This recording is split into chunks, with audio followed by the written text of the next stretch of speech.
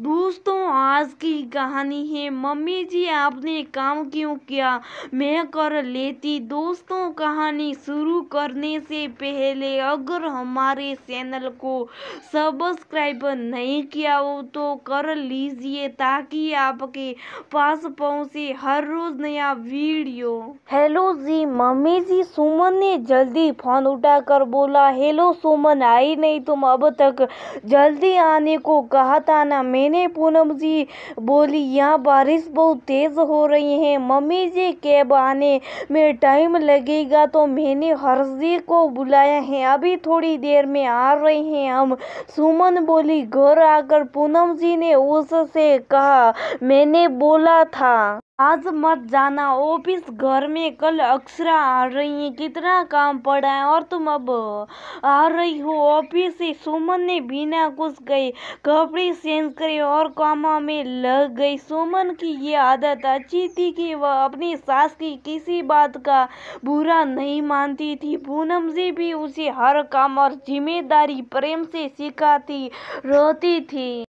वह कभी उसे माँ की तरह प्रेम करती तो कभी सास की तरह गुस्सा। वैसे अक्षरा उसकी बड़ी ननद थी जो दूसरे शहर में रहती थी। वो कल आने वाली थी, उसका रूप सेट करना था, घर में पेट का काम हुआ था तो साफ सफाई भी करनी थी। सुमन ने देखा कि मम्मी जी ने उसके आने से पहले काफी हद तक का काम कर दिया था। उसने कहा, मम्मी जी आपने काम क्यों किया, मैं आ गई न। पूनम जी बोली। देखो सुमन, मैं हर काम कर सकती हूँ पर मैं ये चाहती हूँ कि तुम्हें भी तुम्हारी जिम्मेदारी का एहसास हो। ये घर अब तुम्हारा भी है, मेहमान को तुम्हारा मेहनत से सजाया घर दिखना चाहिए। तुम अब आई हो, क्या तुम सब काम कर सकती थी इसलिए मैंने मदद कर दी। सुमन ने सोचा कि वो लंच टाइम में ही आ सकती थी पर उसने काम की तरफ ध्यान नहीं दिया। पूनम जी की बातों से वह थोड़ा शर्मिंदा हो गई। पूनम जी दिन भर में बहुत से काम कर लेती थी, मसाले पीसना, कपड़े धोना, खाना बनाना, बाजार जाना, सब करके भी थकती नहीं थी। वो सबको उनके घर में पीसे मसालों से बना खाना बहुत पसंद आता था। सुमन उनसे खुशी से हर चीज सीखती थी। अगली सुबह अक्षरा अपने दो बच्चों के साथ आ गई। उसने घर को देखकर बहुत तारीफ की। सुमन ने मम्मी जी का नाम लेना चाहा पर पूनम जी जल्दी से बोली, ये सब सुमन की मेहनत है, मुझसे तो इस उम्र में ज्यादा काम होता नहीं है। अक्षरा ने सुमन की तारीफ की।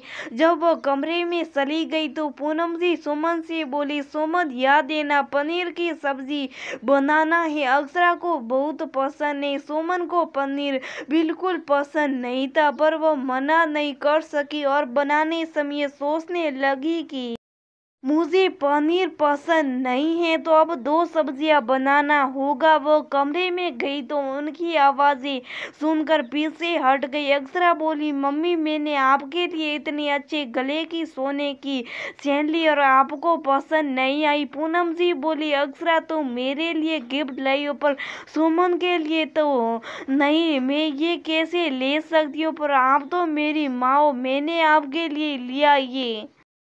अक्षरा समझाने लगी। इस पर पूनम जी बोली, सुमन क्या कुछ नहीं है तुम्हारी, तुम्हें पता है उसे पनीर बिल्कुल पसंद नहीं पर सिर्फ तुम्हारे लिए वह पनीर की सब्जी बना रही है, खुद से 2 दिन से तुम्हारे आने की तैयारी में लगी है वह।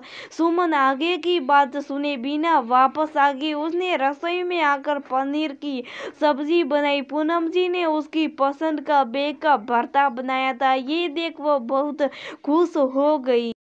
इन अक्षरा और पूनम जी कमरे में बातें कर रहे थे। सुमन घर पर नहीं थी। अक्षरा बोली, सुमन कहाँ गई है घूमने, या तो शादी के बाद जिंदगी इतनी बोरिंग हो गई है, न हम हमारी मर्जी से कहीं जा सकते, न कुछ पहन सकते, बस जिम्मेदारियां निभानी ही रह जाता है। मेरा तो दिन पूरा कामों में हो जाता है, फिर भी मेरी सास कभी खुश नहीं रहती। मुझसे आप भी जरा सुमन पर नजर रखा करो। माँ बहुत ढील दे रखी है आपने उसे, मायके भी कम भेजा करो। अभी कल ही हम घूमने गए थे और आज फिर उसी फिल्म देखने जाना ही।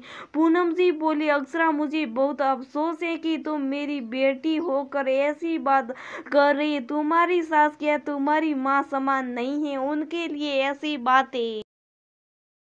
तुम खुद हफ्ते में 3-4 दिन तो पति के साथ घूमने जाती हो, यहाँ आती हो, घर में क्या करती हो बोलो। तुम्हारी सास खुद हर काम करती है और सुमन क्या इंसान नहीं है, वह दिन भर ऑफिस और घर के काम करती है, मेरे लिए डाइट फूड बनाती हैं।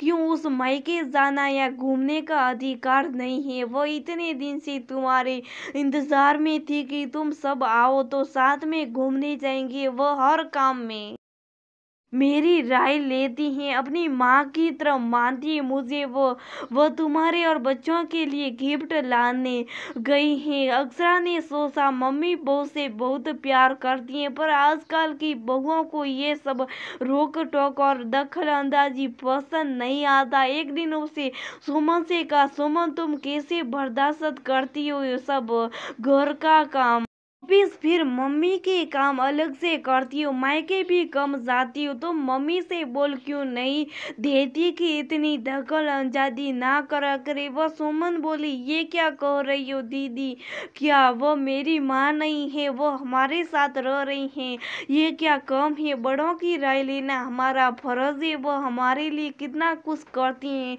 मुझे तो जबरदस्ती मायके भेजती वो कि मेरी माँ को भी मेरी याद आती है। और जब हम हमारी माँ की बातों का बुरा न माने तो सास का क्यों मानना। एक बार उन्होंने मुझे एक फैमिली फंक्शन में जींस पहनने से मना किया था, फिर खुद ही ऑफिस के लिए जींस ला कर दी। वो अगर किसी काम को करने से मना करती है तो इससे जरूर मेरी फायदे की बात होती है।